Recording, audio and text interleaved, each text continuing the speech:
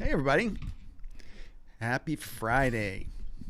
Man, thanks for joining me here today. I'm super stoked you are here.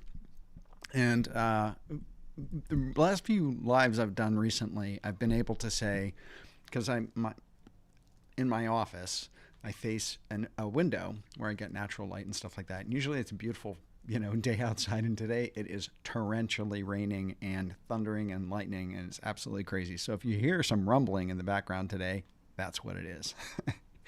So, Sue, good to see you. Jarmello, great to see you too.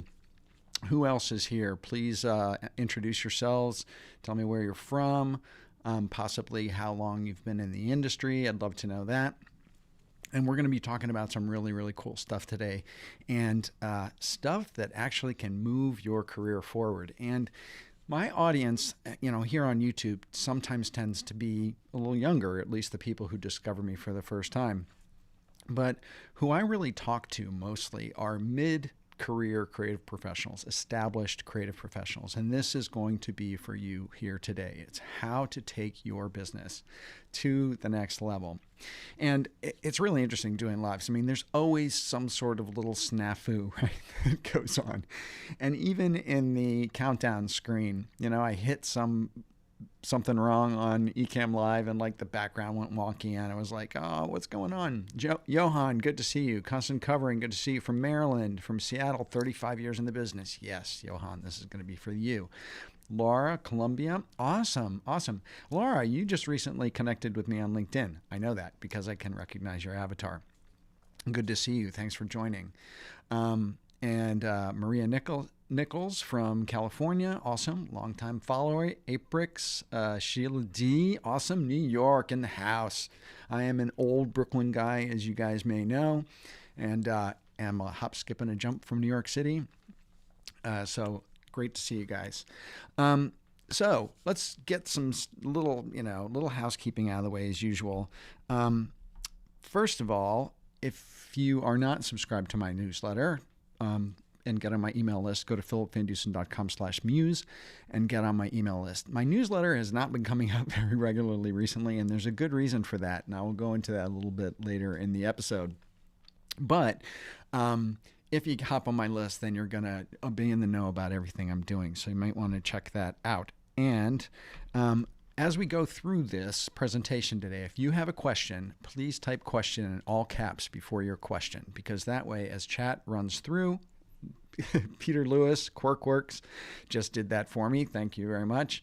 That way, as I scroll back through chat, I won't answer questions as we go along, but at the end, I go back through chat, and so I scroll through it, and I look for the word question in all caps, and then I know there's a question rather than just the banter back and forth.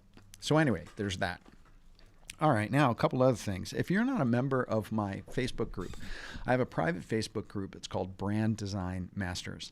And if you go to this URL, facebook.com/groups/Brand Design Masters, you will find it. You have to apply to get in. You have to give me your email address. You will get on my list if you do that.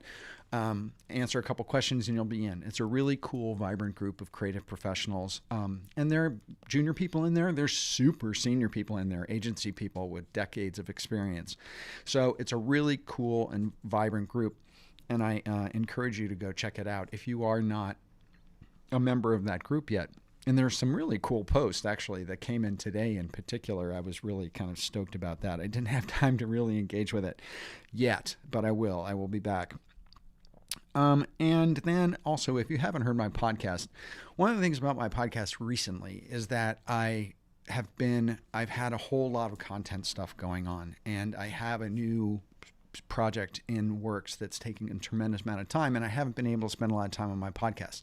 What I've been doing is actually taking the audio from a lot of my old YouTube videos and republishing them as podcasts. So if you missed any of my 450 videos that I posted, you can go to my podcast now and actually listen to some of that content. And you don't, most of my YouTube content is talking head stuff for the most part. And so you can get it in audio just like you can get it on YouTube. And so check that out if you haven't been on podcast. The other cool thing about it is that because my videos are anywhere from 8 to 10 minutes long, my podcasts are now, these episodes that are coming out are really short. So you can binge like 5 or 8 of them in a row, which is really cool. And Also, they're like shorts, essentially. They're like snackable podcasts. I will eventually go back to doing interviews and stuff like that, but right now, that's what's going on. And if you are interested in, wow, it's happening a little slow. Daniel Scott has a company called Bring Your Own Laptop. He teaches, he's a certified Adobe trainer. He's spoken at the Adobe Max conference. And also, question, any of you guys going to the Adobe Max conference in LA in October? Because I'm thinking about going. And if I go, I think I'm going to try to get together a group of people and do some sort of a, event or a gathering or get together, a workshop or something like that. So put it in the chat if you're thinking of going to Adobe Max. And if you want to meet me in person, you might want to go to Adobe Max because I'm probably going to be there. So, but Daniel Scott teaches Adobe like no one else. And his website, Bring Your Own Laptop, is a subscription site. And it's only, I think, still $12 a month for access to all of his training. So if you want to learn, Premiere Pro or InDesign or any of your Adobe apps, and there's, all these beta things coming out too. So like Photoshop's got a cool beta out. I wouldn't be surprised if he has a course up about that already. He's really on top of it. So great investment. And if you want to support my work here on YouTube, I thank you very much for doing that. And if you use this URL, BYOL.me/Philip, I get a little kickback. You don't pay anything extra. Everybody wins. All right, so there's that.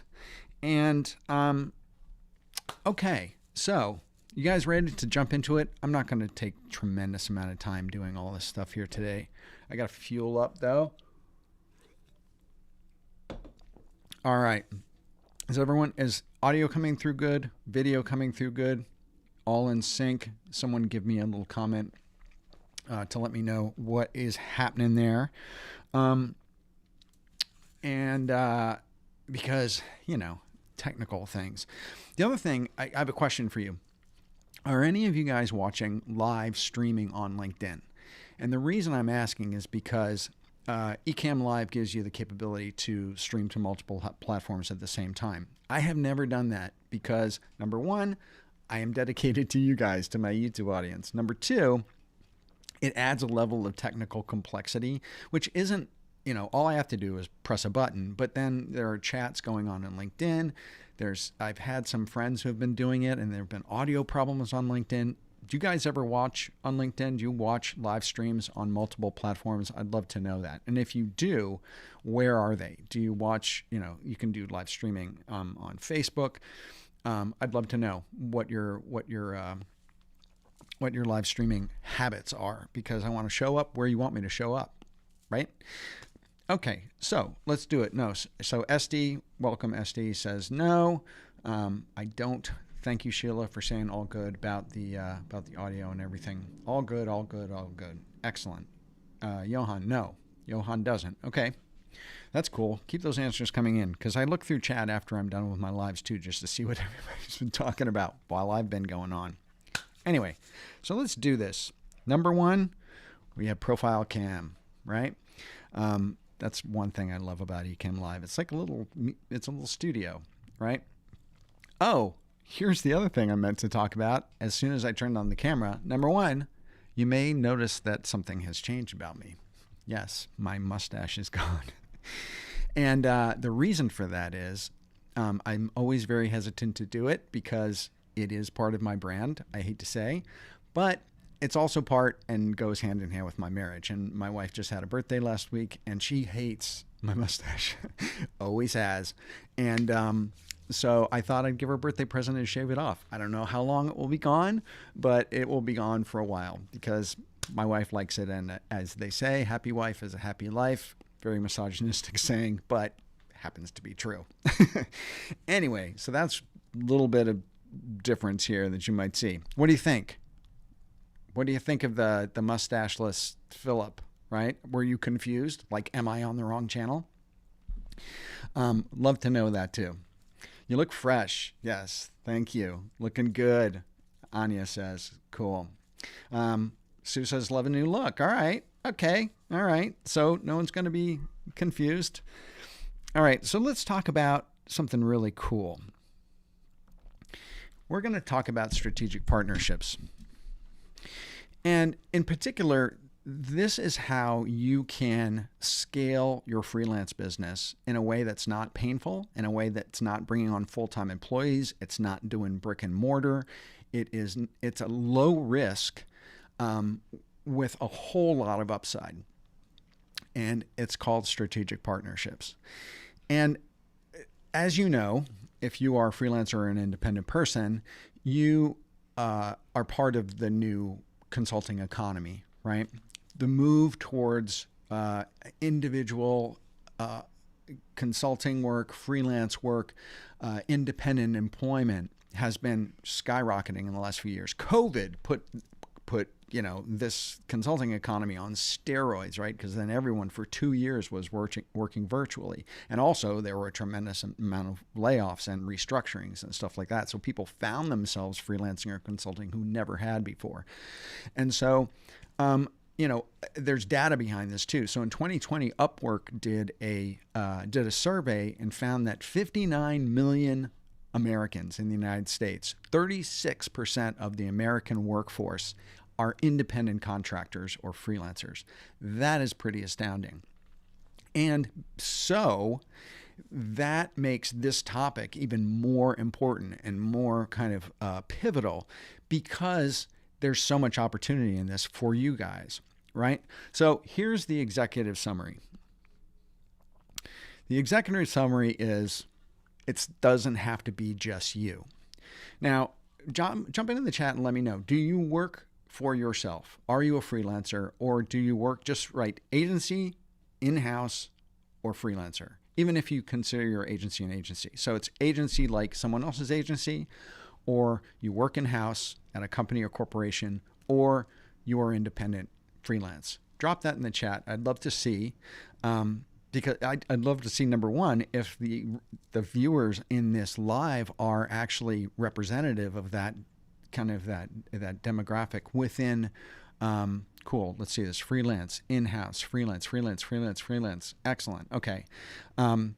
If that proves, itself out in the audience here today, both agency and freelancer, that's cool. Abdullah is a kind of a moonlighter. That's awesome. Freelance, another one. Okay, cool. So yeah, it doesn't have to be just you. Now, here's you right now. Okay. Does this feel like you?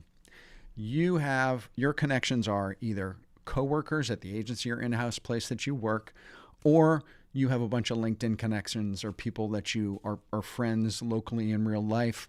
Maybe you have some ex-coworkers. Maybe you have some ex-schoolmates from long ago that you keep in contact with.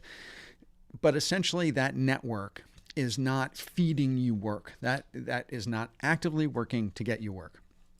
It is what I like to call a weak network. It is a network, yes, but it is a weak network. And so that's you now.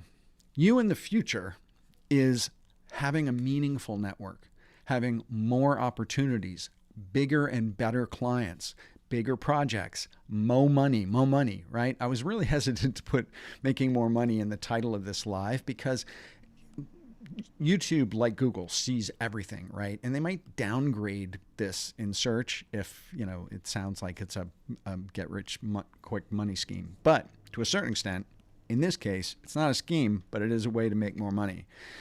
And so today, what I'm going to share about today is I'm going to share the benefits of working with strategic partnerships, how to meet people, how to vet them, how to engage partners, and how it works, right? And what the benefits are that could be for you. And then I'm also going to share at the end one of the quickest and easiest and most painless ways to get started with this exact thing that I'm going to be talking about. So I want you to stay with me to the end, because this kind of super secret Black Ops project that I've been working on is geared all around this, okay? It's geared to get you started with this thing that I'm going to be talking about today. Okay, does that sound good? Is everyone freelancer, as an agency, your money or your life under higher scrutiny? Yes. All right, cool. All right, guys, so let's do it.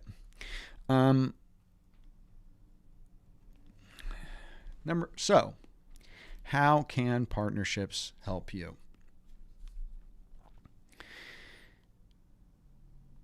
First of all, expanded services. Okay, so what do partnerships do? Partnerships will expand what you are able to offer. Let's say you're a graphic designer, right? The idea is to make acquaintances, make connections, business partnerships with people who offer complementary services to what you do. So if you're a graphic designer, you may want to make and develop relationships with copywriters or brand strategists or advertising specialists or motion designers or UX UI people, web developers, people who do what you don't do. You want to start developing relationships with people who do what you don't do.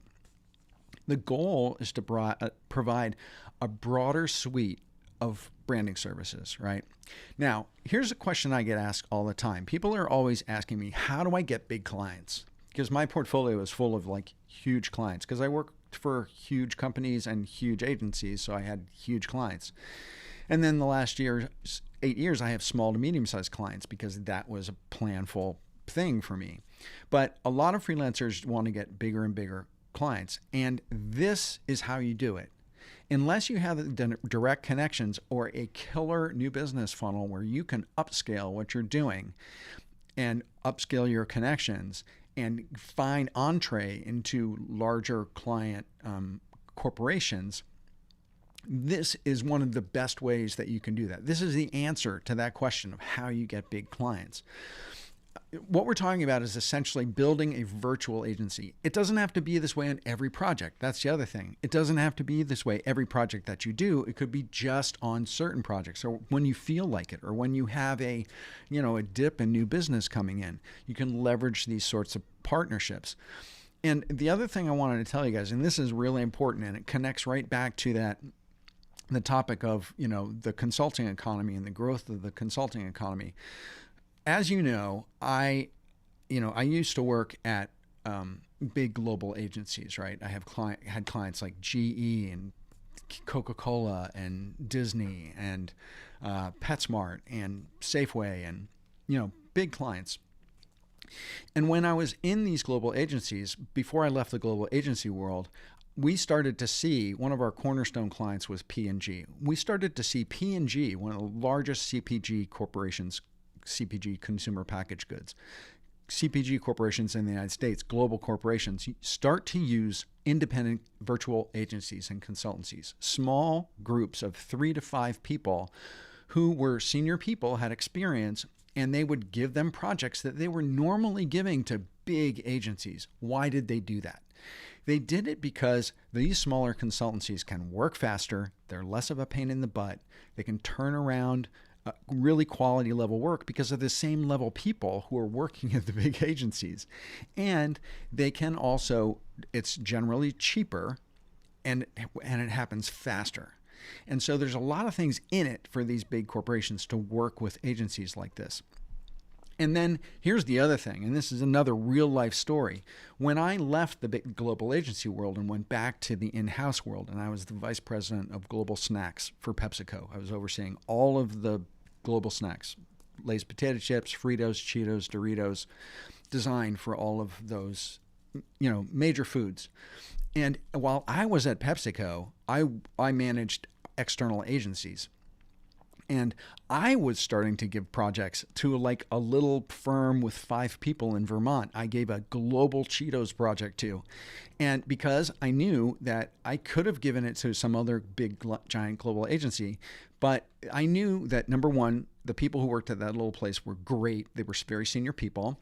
They were doing amazing work. They had worked for some of these larger corporations already, and they didn't have brick and mortar, so they were cheaper. They were partners. They didn't have full-time, employees. So they were flexible and agile, right? And I knew I wasn't going to be paying for people that I wasn't using as, the client at Pepsi. And they were going to turn around the work fast, and they were going to do it probably at 2/3 the cost of a global agency. So I use them, right? So this is the paradigm shift. This is what is happening in the agency world because client corporations are under a tremendous amount of pressure, right? They have diminishing budgets. They still have to meet all the deliverables of marketing and everything that they do, but they get squeezed. And so where do they go? They go to smaller agencies who can really kick out this work. So what I'm going to be talking to you about today, this establishing strategic partnerships, is putting you in the sort of class of people that are getting used more and more and more by larger clients. Okay? Are you guys tracking with me on that? Yeah, we have some questions, which is good. I will come back to them. And so that's what we're talking about. We're talking about taking you and building some strategic partnerships around you that are going to put you and morph you into this sort of virtual agency that can start to work in this way. Okay?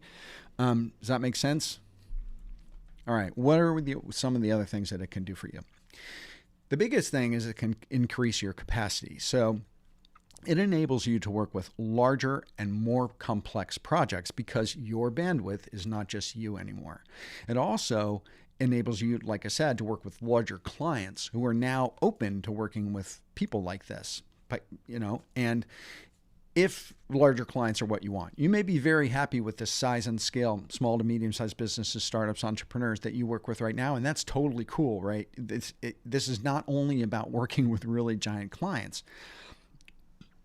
So if you set up strategic partnerships with people who are working with small to medium-sized businesses and startups, then that's fine.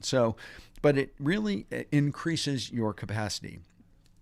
And before, you might have even turned down opportunities that were the scope and scale of a project that came to your plate, to your agency, you weren't able to handle. And so it was more than one person could do. And you might have passed on it, right? So it also increases your brain power. So if you're in partnership with 1, 2, 3 other people, it increases your brain power to solve problems, right? So when you're solving problems for the client, or a problem comes up that they're asking you about, it's not just you coming up with the answer. It's you and the other brain of the other partner that you're working with. And so it increases the brain power that you have at your disposal. It also increases the creative ideation that you have at your disposal, creative feedback. And when you get great creative feedback, then your quality control goes up on your designs too, right? And overall, it increases the opportunity and the likelihood. That's the word, the likelihood that you're going to get these opportunities. The end result is that you are going to be able to scale your business faster, right, than just you. Okay? The next thing that this does for you is that, sorry, my nose is itchy. You can get more clients. You get more clients and you can get more work. Think of your new business funnel, or any business funnel for that matter, right? Funnel, initial contact, brand awareness, and then they get in contact with your content. They see more of you. They may engage with you. And then, we drive towards the bottom part of the sales funnel where they become an opportunity, right? Or a prospect. When you work with other people, they have their own, sales funnels too, right? They have their own network, their own ex-clients, their own, history, right? So when you partner with people, you are essentially widening and multiplying the open end of your new business funnel, right? So you are exponentially growing your reach 2, 3, 4 times. It depends on how many people that you are, setting up partnerships with. And also, partners can introduce each other, if they choose to their respective client networks, because that's what goes around, comes around, right? So it opens up access to what you wouldn't be able to get, clients you wouldn't be able to connect with, opportunities you wouldn't know about, and possible projects that are beyond the scope of your capability, right? Industries, new categories of industries, maybe that you haven't worked with before. Maybe you've been all B2C, right? And you want to start working with B2B companies. B2B companies, number one, need branding and design so badly, as you may know, and they're just really bad at it. They're really bad at doing it and placing value on it. And if you find a network connection or strategic partner who is in that category, in that B2B category, that can really open up your funnel amazingly if you're in B2C, right? Or say you do a whole lot of work in pharma, right? And you find someone who knows a lot of food category stuff. You start working together. Suddenly you're two gigantic industries, right? Now, here's another question that I get asked all the time, right? How do I get, and this is an important question. I want all of you guys to pay attention to this one and listen to this one. How do I get clients in the United States? So international people always ask me, how do I get clients in the United States? And then people in the United States go, how do I get international clients? How do I get outside of just, my state, my area, my region? How do I expand? This, what I'm talking about today, this is how you do it. Because if you start to establish strategic partnerships with people who are in other countries and have other networks, that's where you start. You give them the opportunity to start getting work in the United States, if you're in the US, and if you're in the EU, or if you're in Europe or Asia Pac, you get the opportunity to start getting work, bringing people in so the US people can get international work and the international people can get US work. It's a really, really important paradigm redefinition, okay, of how you get new business. Next, you guys tracking with me? Good. I see a lot of questions coming in. That's cool. Make sure, as it says, type question before you question. I'll come back. The next one is learning and development. And so one of the cool things about strategic partnerships is that you will learn new things. Everybody, all of us, even me, right? We have a certain silo of things we know. I'm brand strategy, graphic design, business consulting, right? And I do copywriting fairly well too, right? I can write a marketing plan, but I'm not like an insane expert at it. I don't really major in paid advertising, right? I'm not an incredible user research person. I can do it on TV, but if we're talking about focus groups and like really deep user research projects, that's not me, right? But by having strategic partnerships, I can learn about these other capability sets. So I can learn about paid advertising and developing marketing plans and doing user research and, very deep and complex brand voice projects. By working with partners, you get exposed to their processes, their systems, their output, what it is that they do, the questions they ask, how they interact with their clients, right? And you'll be able to soak in some of that stuff, and you learn new methods, new technologies, new techniques. Another thing that you learn is you learn people management, right? So a lot of us have worked by ourselves for a long time. My whole career was managing teams until I went independent.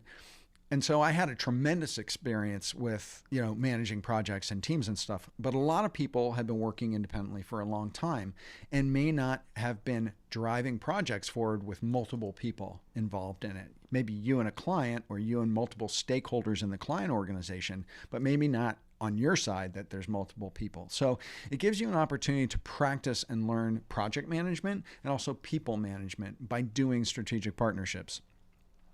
It also, another thing that you learn is it really ups your communication skills, right? Because not only do you put on your game hat and your business face when you're working with clients, but you also have to develop communication skills internally. So, how you are going to manage projects and interactions and communication with the client and presentations and all that sort of stuff. It will increase your level of your communication skills by doing this. And it also helps you practice reciprocal relationships. So that's relationships where you are giving and they are giving. You are giving, you're receiving. It's essentially like we're both winning, but we're also both contributing. So it gives you opportunity to kind of practice that dynamic, right? Another thing that it helps you with is it helps you stay on top of trends and best practices in the industry. We all have the limitation of our own, blinders, our own silent. Oh, shit. Sorry about that. Oh, damn. I'm going to have to beep that out. Huge thunderclap outside. Sorry. Did you guys hear that? That was crazy. Maybe more of that. Anyway, I hope that YouTube doesn't Now I have to click that button that says I swore on this. Darn. All right. Here's the other really big thing that you get in the learning development category, and that is that you feel supported. By working with other people on projects, there's a level of comfort and support that comes from that doing something in more of a community fashion. And so that's just yet another benefit of this. You feel a little less isolated, right? In your decision making and how you're thinking about things, all of that sort of stuff. So another thing that's really great about and I'm going to get to like how you find these people and also how you engage and start working, right? These are kind of the benefits, but also what really comes with being able to do strategic partnerships. Another thing is shared resources and costs, right? So when you're working with other people, you can share resources. You can share the resources that they use, software, subscriptions, office space, maybe virtual assistants, like human resources, right? You can also share costs. You may, by working together, when you're having to purchase something for a client, you're splitting that cost, right? There are financial benefits of purchasing power, joint investment in marketing, et cetera, in promotion. If you were buying ads or if you're promoting your services, you are that single outlay of expenditure to promote is benefiting both of you. Overall, the benefit of this is that one of the major benefits is that it really reduces costs, and it also creates a level of operational efficiency in your new business efforts. Okay. Another big thing that strategic partnerships do is that they enhance your credibility and your authority. So by working with larger clients on more complex projects, your portfolio is going to get more robust, right? So it's going to show better. You're going to have bigger clients. Those logos on your website are going to be more recognizable companies, and therefore your credibility and your capabilities is going to go up. Also, your reputation as a subject matter expert, as a player in the industry, is going to go up because people are going to know that you're good, right? That you're working on larger projects, larger endeavors, bigger clients. And the knowledge of you and your reputation is going to spread. Your level of authority, you're being recognized for being really good at what you do, is going to go up. Also, because of that, because of your authority as that rises, your level of influence is going to go up. That more people have worked with you and more people know about you, and not only is your funnel bigger, but your reputation is bigger. Okay? It builds your personal brand in this way. It builds your portfolio. It's bigger. It's more impressive. And more than anything, it builds your confidence because you're showing up in a very different way. You're showing up in a bigger, more robust way. And yes, it takes more work on your part, but the benefits are massive, right? And by working in strategic partnerships, it really up-levels your confidence in everything that you do, from your decision-making to your creative, to your pitching to clients, to your communicating, to your presentation skills. All of those things are affected in a very, very positive way. One of the things, I love this photo, one of those things that strategic partnerships do also is risk sharing. So how does it mitigate risk? Okay. By working in strategic partnerships, you have essentially disaster backup. So if someone gets really sick, or breaks a leg or is in, rehab or something like that. I meant physical PT rehab, but it could be rehab too. There's more of one than one of you, right? So someone can continue to communicate with a client. Someone can continue to keep the project going forward. You're essentially getting emotional and you're getting intellectual support from this. So there's a little less risk and you're being out there on your own. And there's a little less fear about venturing into new business areas, new categories of business that you might not be familiar with. So the risk of looking bad or screwing up is also mitigated because you have that support and there's more than one brain working on this thing and there's more than one person working on this thing. The risk is distributed. So when you're making financial investments, this could be in resources and SaaS products or fonts or mock-ups or plugins. It could also be, your investment in your time and your energy. You're distributing bandwidth too. You're also distributing your investment in your time and energy in the project in a broader way. So you can keep the energy and the output coming up with less kind of work and pressure on you, if that makes sense. It essentially improves your chances of success in the project. Okay? And it also builds your meaningful network. And at the very beginning of this presentation, I was talking about how maybe right now you might classify your network as being a weak network rather than a super meaningful, revenue generating, client getting network, right? Working with strategic partnerships, it establishes and deepens your professional relationships in general. Right? It's mutually profitable. So you're sharing and you're multiplying your client lists. You're sharing and you're multiplying your knowledge and your skills. You're sharing and you're multiplying your resources. It makes freelancing more profitable and less lonely. It increases your network and your new business funnel. And the other thing that it increases, the other funnel that it increases is your people funnel, meaning new people, new relationships, new integration into the creative community, the people that you know, the skill sets that you have at your disposal.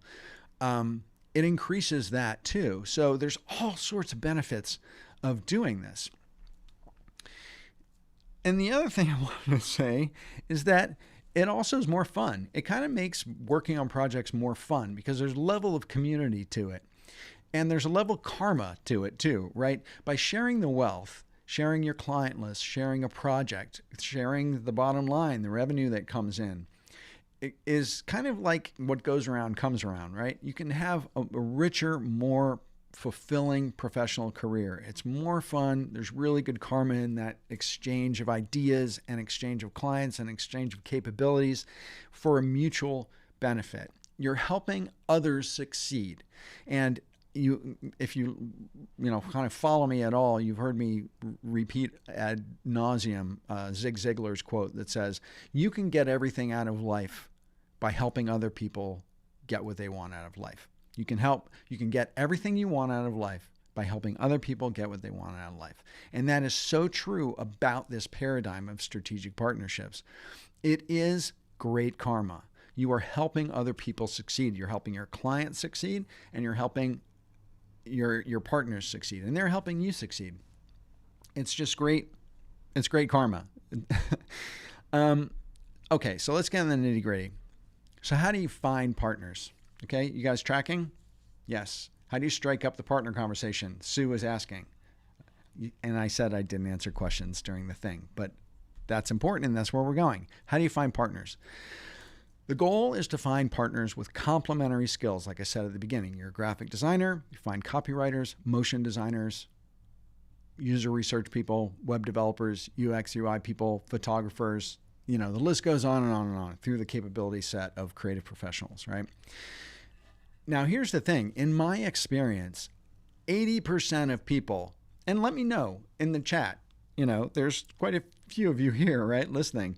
Let me know in the chat, would you be open to a strategic partnership with somebody who is not of your capability set if they were bringing a new project to the table? Would you be willing to white label your services under someone else's banner as a freelancer, right? Or would you be willing to have other people white label their services under yours? Would you be open to new partners, strategic partners in your business? Answer me that question. Just say yes or no.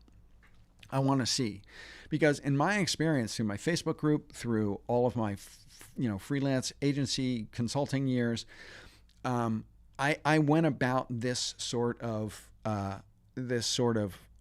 arrangement, this sort of business model of the virtual agency, of the strategic partnership agency from the very beginning, because I knew that that's where a business was going. From the story I told you about PepsiCo and the larger agencies, is that I knew where the industry was going. The industry was changing, and I was going to be on the right side of that history, right?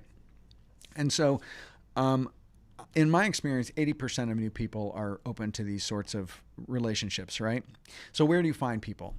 You find they could be ex-coworkers. Number one, your LinkedIn connections, right? So a lot of people collect connections, but then they go look at them, right? Go look at them. See who you're connected with. Ex-coworkers, ex-schoolmates, right? Your LinkedIn connections. People in professional organizations. Are you a member of the AIGA, the American Institute of Graphic Arts? If not, you should be. And go to conferences, social media marketing world, Adobe Max, like I mentioned at the very beginning, which is in LA in October. Go to the How conference. There's tons and tons of new conferences for graphic designers or creative pros. Go to them. Introduce yourself, right? Trying to find people who do what you don't do. In real life events like Creative Mondays, right? Facebook groups like the Brand Design Masters Facebook group, okay? Mastermind groups. Mastermind groups are an amazing, amazing way to find and make new connections of this type. And I'm going to go deep into that very shortly, okay? So that's where you find partners, okay?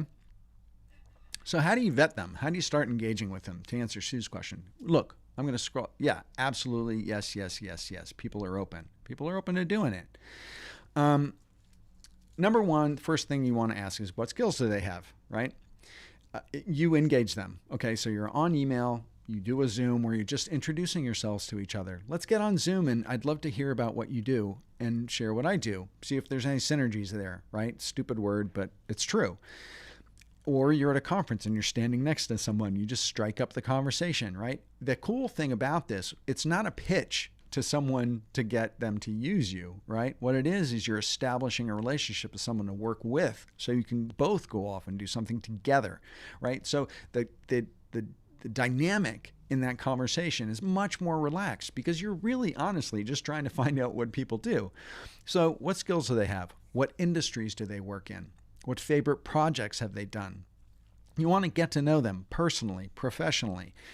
You want to kind of discover their temperament because you're going to be working with people here, right? So you want to kind of judge them. Is their temperament a good personality temperament for yours? Is it a good complementary temperament? Some people are great, gung-ho sort of salespeople, right? They are up in front in the room. Some graphic designers are really quiet and meek and, introverted and don't like that interaction. Could you find someone, strategic partner, who really kind of augments your communication skill set, right? Is the temperament fit there? What's their work history, right? You want to look at their portfolio. What kind of clients do they have? What kind of projects have they worked on? What does their work look like? Does their work look really good? You want to review it with a critical eye, right? Because if this person is working a project with you, you want to make sure that what they're bringing to the table is the quality of work that you want to, associate yourself with, okay? Do they have any client testimonials? Have there been any reviews? You want to look on their LinkedIn. Has anyone given them a recommendation? Read them, right? You want to vet these partners. One of the biggest and most important questions to ask them is, how much do they charge? How much do they charge for what they do? Do they charge hourly if they're a consultant, right? Do they charge project-based?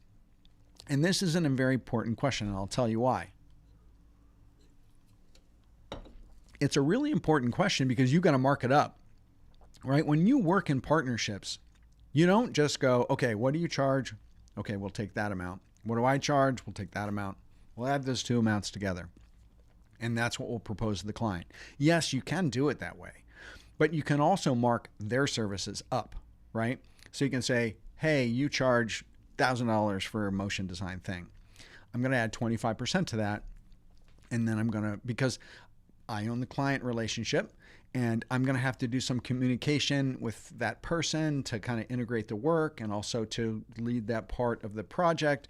It's going to be more complex to talk to the client about, marking their work up a little bit so you get some money out of what they're doing makes it even nicer for you. And the chances are is they're going to do the same thing if you're working with them on a project with one of their clients. Okay. So you want to find out how much they charge, because you're going to have to mark it up. And you have to realize that if they're charging really premium prices and you're going to mark up a premium price, you got to be able to integrate that and feel comfortable about that and working that into your budgets. Okay. So that's, a pricing thing that you got to keep in mind. And then what's their communication style? What's the best way to communicate? Do they like Zoom? Do they like email? Do they like SMS? Again, what's that temperament? How well is this relationship going to work? That's another thing you want to take into consideration as you're engaging and vetting people. So when you're engaging them, you say, some of the first pieces of that conversation are, say you get on Zoom. You get on Zoom, you say, what do you do? Who have you worked for? What do you charge? What do you like to do? What's your typical engagement look like? And then you have to ask, what is it that you can do for them? What can you bring to the table for them? You have to give in order to receive. You say, hey, I got this project, I have this client, and we might be able to integrate some of what you do into this project, or I might be able to upsell them to incorporate something of what you do into this project. There's something to give you, to bring in, right? And you ask them, are there any projects that you're working on where we might be able to integrate some of my capability set into that? Or do you work with clients where I can, you have the opportunity sometimes to up-level or expand that project to be more robust? You don't want to be shy. It lets them ask you too, right? Because, people have a tendency, we can be guarded about our clients. We can be guarded about, who we know, who we work for. But this is where you gotta open up a little bit. You have to kind of like have a level of trust, and you have to vet them personality-wise beforehand to gauge that, right? And there's going to be a contractual thing in here too, and this is really important. This is one of the watch-outs. I'm going to get to that in just a second. But you want to contractually have some things in place, so when you do divulge information, you know that it's safe to do so. Okay. And then you want to stay in touch every 6 to 8 weeks after you meet someone. You vet them and you say, hey, if something comes your way I'd be great for, I'm open to it, and vice versa, right? You keep in touch every 6 to 8 weeks. Send them an email. Just say hi. Say what you're working on. Tell them what you're working on, right? Keep the relationship warm. The other thing is that after you meet 2 or 3 people like this, you want to constantly date. What I like to say, you want to keep dating, even though you're in a relationship, because you want to have at your disposal multiple people who do the thing that this person does, right? So if it's a copywriter and you've developed this relationship with a copywriter, you want to keep dating because you want to kind of keep meeting copywriters, because you want to have more than one of these people as partners at your disposal. Why? Why do you do that? Because number one, your funnel is getting larger and larger and larger. Every relationship you make, every potential partnership that you vet, your funnel, your new business funnel is getting larger and larger, right? Number one, that's the main reason. Number two is that, say you get a project that needs copywriting and you contact this one copywriter who is your first strategic partner, relationship that you vetted. And you say, I got this project, right? It's a brand voice project. I'm doing strategy. I really need brand voice, right? And it starts in 2 weeks and it's an 8-week project. And they go, oh, bummer, I'm going on vacation for the next month. And you go, you got to have options, right? People get busy. They have other projects. They go on vacation. They get hit by a bus, right? Hopefully not. And so you want to keep dating. You want to have multiple options. And then when you start and bringing people in, the best thing to do is really kind of stick with lower stakes projects at the beginning. You don't want to bring someone to like one of the biggest, most, if this is possible, if you can work with someone on a small scale, do that first. And then you also, when you're doing that, in those low stakes engagements, you want to really pay attention. How are they communicating with you? How are they organized? Are they showing up promptly? Are they hitting their deadlines? What's the quality of work that they're delivering? All this sort of stuff. You want to really, really pay attention. You also want to pay attention, here are the watch outs, right? You want to pay attention. Do they have similar values and goals that you do? Do they have the same motivation? Do they have the same mindset? Are they on your mission, right? You want to you want to engage and develop relationships with people who are on your mission. And so it feels like a balance and a mutual beneficial relationship. And this is the important thing. You want to have some agreements in place. So when you start vetting people and you get to that conversation where you're sharing clients or projects with each other, you want to have a couple agreements in place with each other. And it goes both ways, right? You want to have some contracts and legal agreements in place. One is a non-compete. So you want to make sure that if you're sharing clients with your strategic partner, that they can't then go off and just work that client independently. They may be able to do so in like 2 years, but you want to have a non-compete in place. It's a simple agreement, legal agreement that says every client or project that I share with you concerning this client, you can't work with that client without me being involved for 12 months, for 24 months, right? It's a non-compete that is time-bound and keeps them from going around you to work with this client that you've now introduced that client to. So it protects you and kind of binds you together with an agreement that's going to establish a level of trust and understanding with you. Another is an NDA. So you want to have a non-disclosure agreement with your partners too, meaning any project work, client work that that you share with them, they can't share it with anybody else. You want to make sure that they are under NDA with you. So many times when I work with clients, I have to sign an NDA because I'm working with proprietary information. Right now, I'm working with a transportation client, a super innovative transportation client, and I'm under an NDA. I can't talk about it, right? So, but I'm using outside people in this project too. So they have signed NDAs with me. So I know that when I share this information, they're not going to go post it on social media or Facebook, right? Okay, so you want to have NDAs in place. And another part of that, you can have in the non-compete, you can have a finder fee. So if they,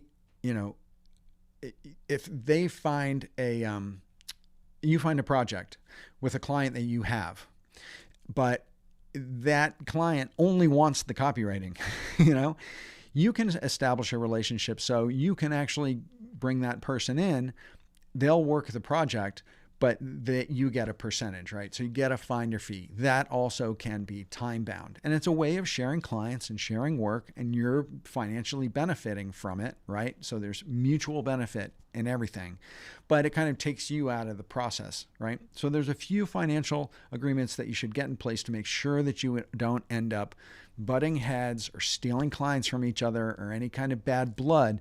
And both of you should have these agreements in place for each other, okay? And once you sign it, it's signed, right? You can sign non-disclosures that are general.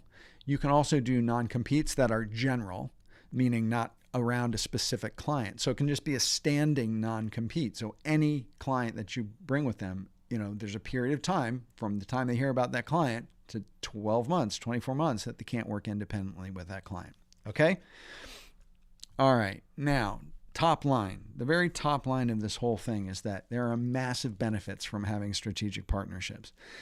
It injects new life, new scale, new excitement into your business. It grows exponentially your new client funnel, right? If you work internationally, it could expand globally your footprint and the footprint of your funnel for new business. It builds authority, it builds influence, it builds reputation, it increases your visibility, it increases your presence, it increases your being mentioned and talked about within your industry. There are virtually no downsides to doing this sort of thing. It adds a level of complexity, yes, when you're working with a project, but it brings so much growth to the table. Growth professionally in your capability set, but also growth in your business and scale in your business. Now, I said I was going to share with you the absolute easiest way to get started with this. And the easiest way to get started with it is Masterminds. The best way to find people who are saying yes. People are saying, yes, I'm open to this. The easiest way to find people who are motivated like you are, ambitious like you are creative professionals who are accomplished and have a different capability set and are ready to go is in the mastermind group. You are speeding your professional development. You are unlocking potential of what you might have even thought was possible. In mastermind groups, you get inspiration, you get motivation, you set goals, you are held accountable for those goals, so you move forward faster.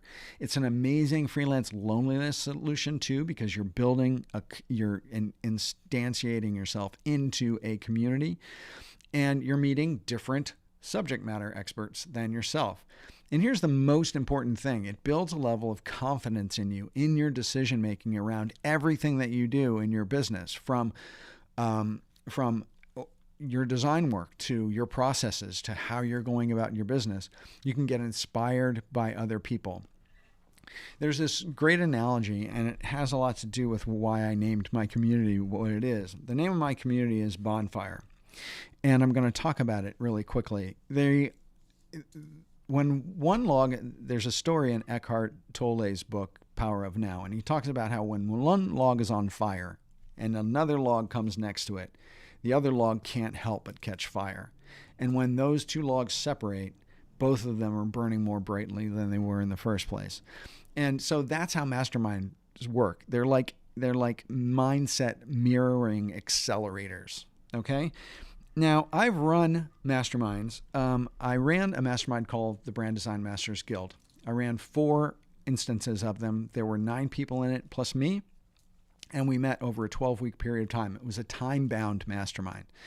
And they were very, very successful. Some people who were actually in them are in the chat right here. Quirkworks, Peter Lewis, I know, was in one. And they were great. I mean, the people who in their businesses were transformed, and I keep in touch with most of the people who were in this, and they still talk about it. It's like a year and a half later, and they're still talking about it. It was like an incredibly transformative experience, this mastermind, and a lot of them are now working with each other.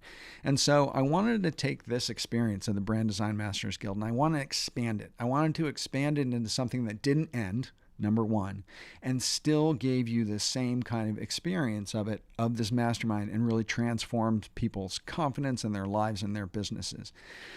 And what I'm doing is I'm starting a mastermind community, a group coaching community, and it's got different levels to it. And it's called Bonfire, and it's a mastermind community for established creative professionals. If you're like just beginning or 5 years out of school, this thing is probably not for you. You're probably not ready for a strategic partnership anyway. But I'm really focusing on mid-career established creative professionals. So if you find yourself in that bucket, this thing is going to be for you. And within Bonfire, there's going to be kind of 3 tiers to the idea. One is a membership community where there's group coaching. And within that, you get group coaching 2 times a month on Zoom. There's a private online forum. There's a kind of a success map, a process success map called the FIRE milestones, so you can gauge and plan your growth and how you progress in your professional life. There's going to be a content library with ongoing, continually growing content, downloadable PDFs, worksheets, checklists, videos, training within that align to these FIRE milestones, align to these levels of development in your business. There's going to be visiting expert speakers who are going to come in. Excuse me. There's also going to be a discount on my brand strategy one-on-one course. And as I said, there's these 4 stages of the FIRE milestones. If you go to philipvandusen.com/bonfire, you can learn more about it. And it's going to be launching in September, so it's just a few months away. And there's going to be an membership level, right? So a basic level to the group coaching, the online forum, and that's going to be $97 a month, and it's going to be paid quarterly. So you make a 3-month commitment, but it's $97 a month ongoing. And then there's going to be a tier called Bonfire Guild. And the Guild is going to be much more like the Guild, which was a limited group of 9 people, very intimate, meeting 4 times a month. So 4-hour sessions a month, where you're really going to be building these relationships and this interaction. And so all of this is described if you go to philipvandusen.com/bonfire at the bottom of the page. And that guild tier is going to be $297 a month. My original guild was $1,500 for 12 weeks. And this is significantly less. This is comes in at about $900 for a month for a quarterly payment. Okay. And then there's a level of mentorship that you can get with me if you're really serious about having a personal mentor. I'm opening myself up. I'm opening my doors up to mentees. And I have a couple different mentees that I work with right now. And so that is a one-on-one relationship where we meet 2 times a month, and it's ongoing, and it's a 6-month commitment, and it's an investment, but you are getting direct one-on-one mentorship from me in the growth of your business. And if you want to talk to my other mentees about the effect that this has had on their business, I'll be happy to connect you with them. But essentially, that's what Bonfire is. Bonfire is going to be a membership community that is getting the benefits of Masterminds to the people who are in the group. The guild in particular is going to really, really put, rocket fuel on that. But so there are different levels available. And if you go to philipvandusen.com/bonfire, there's a couple videos on there that will also tell you a little bit about the program and also the membership community. And so I encourage you to go and check that out. And I'm going to take this off the screen, and I'm going to put this on the screen. And that's what you're going to see when you actually go to the site. It takes a second to load, especially on mobile, because it's got this video at the top of it. But I'm in love with the video, so I have to keep that on there. So that's it. That's what we're talking about today in terms of strategic partnerships, what their benefits are, how they can massively change your business, how to find people in order to establish strategic partnerships with, how to connect with them, how to vet them, how to have those initial conversations, and then how to protect yourself legally when you start to integrate relationships like this and work in this more robust fashion, what those benefits will do for you. And also the one easiest, best way to get started and find people who are on your journey, who are going to be partners with you, that have been vetted and they are ambitious and they are ready to rock. And you're going to find those people in Bonfire.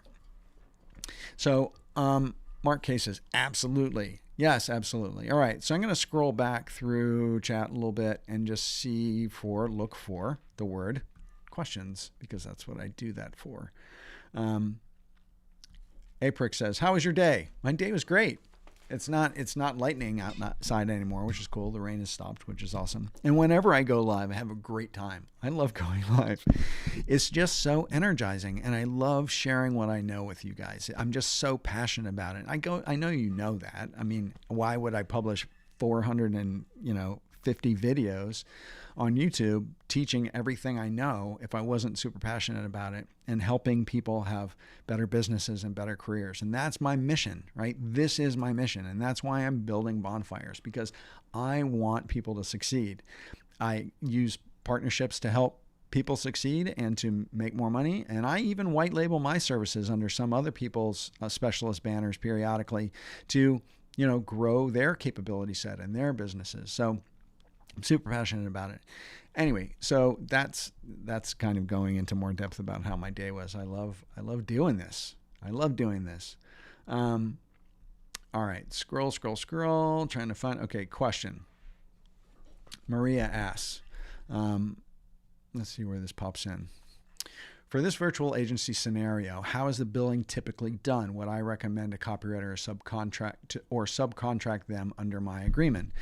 Good question, Maria. And so I think to a certain extent I talked about it, but when you work in if you've been working as a freelancer and you have clients and they know you as X, freelancer agency, you can bring people under your banner, meaning you would contract with that person. They would give you a quote for, say, okay, it's a copywriter and you need a brand voice document and you're a graphic designer. So you would say, okay, I need a 25-page brand voice document. I'm going to be able to give you the strategy. You're going to be able to interview the client, blah, blah, blah, blah. And then give me a quote for what you want to get paid. And I mark that up 20% or 15% or whatever I want to mark it up, and I add it to my proposal. And then they work the project with me, and I get paid the total from the client, and then I pay the other person, right?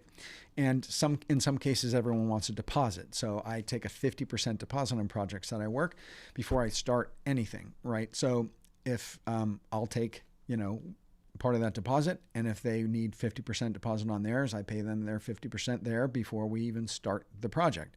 So they work under my banner, I pay them. And you can do it in the reverse. So if you make a partnership and they're bringing a client to the table, they need your capability, skill set, you're working under their banner, you would quote them a price, they would pay you the deposit, they would pay you when the client pays them at the end. That kind of is how it works. Quarkworks asks Peter Lewis, because I know who Quarkworks is. How does partnering affect contracting with both the partners and the clients? Generally, how does it affect?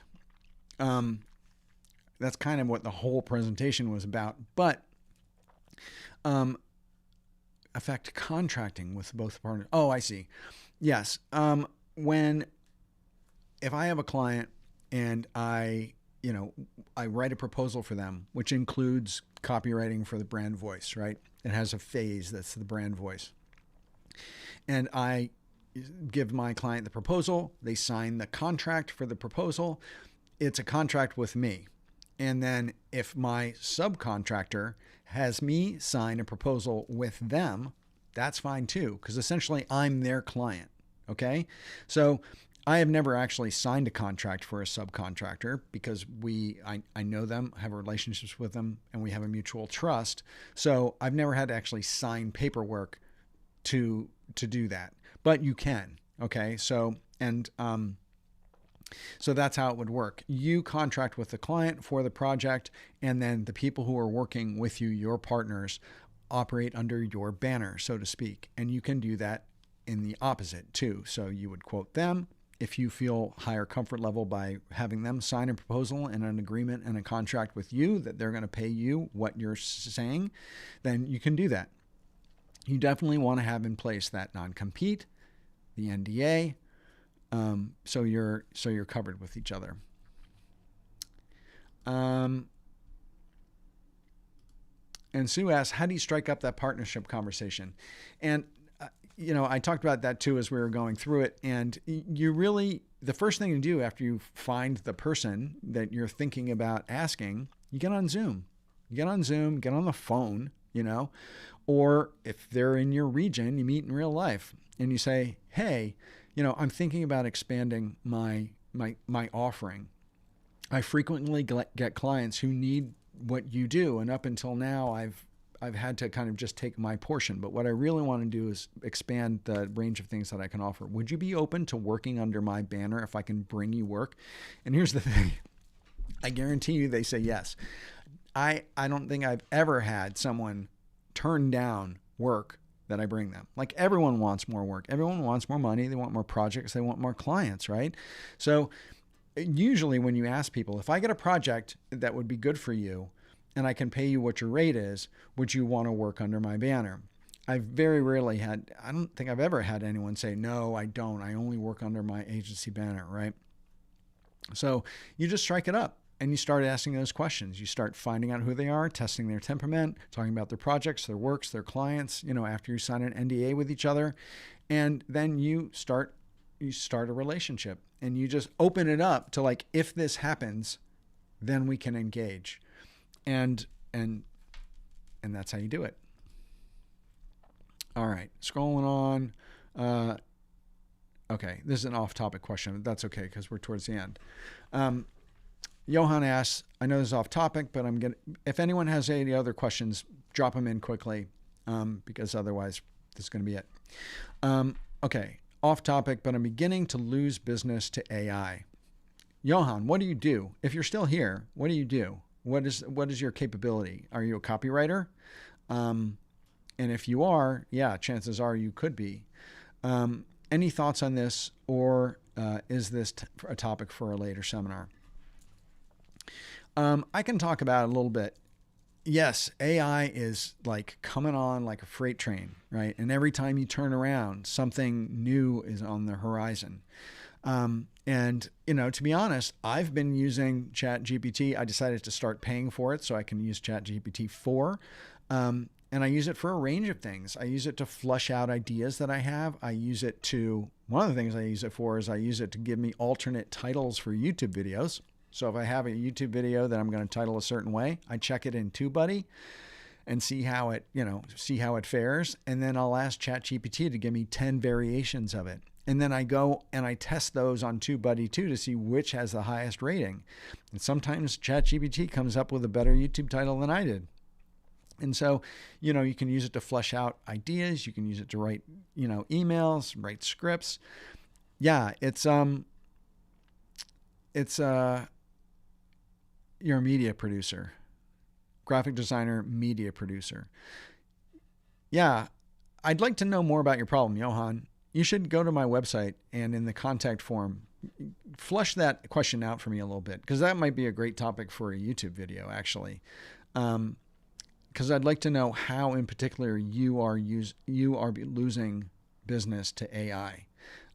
Like, what is your deliverable, and how AI and what